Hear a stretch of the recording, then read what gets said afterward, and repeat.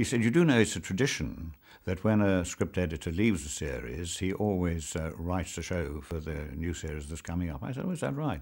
Which was Bob Holmes, who was sort of coming from a slightly different perspective on it, you know. See, we did a series of serials, you know, which is fairly unique in television. He said, you know, Terence, he said, people make a lot of fuss about this script editing, but I don't see that it's going to be so difficult. He said, I'll get a few, you know, I know a lot of writers, I'll get a few blokes in, we'll get some scripts, it'll be all right, you know.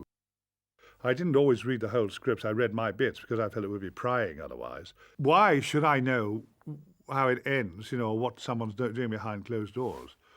That's why I was always able to hold the element of surprise. I hope I'm revealing something about myself because Very, very energetic character. Highly excitable. Fun, I mean, he's fun to work with, Chris, but incredibly demanding. I'm not sure whether Chris had any sort of army background, but there had a feeling of... He put in scenes like the skipping scene. Terence hadn't written the costume changeover. Chris Barry devised that with Jim Atchison. He directed me several times. We got on well. A fight. Then, of course, Tom came along and he could have coped with anything. So Harry, as a character, was rather redundant.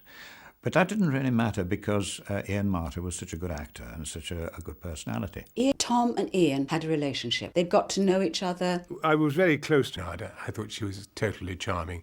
She read my hand once. She read my palm, yes. One very exciting thing was that Teddy Burnham was in the film. It was nice to be able to talk to an actor that I really... Michael Kilgarriff was suitable to play the giant robot because of his height and his voice. I suppose the fascination of being the biggest and the smallest member of the troupe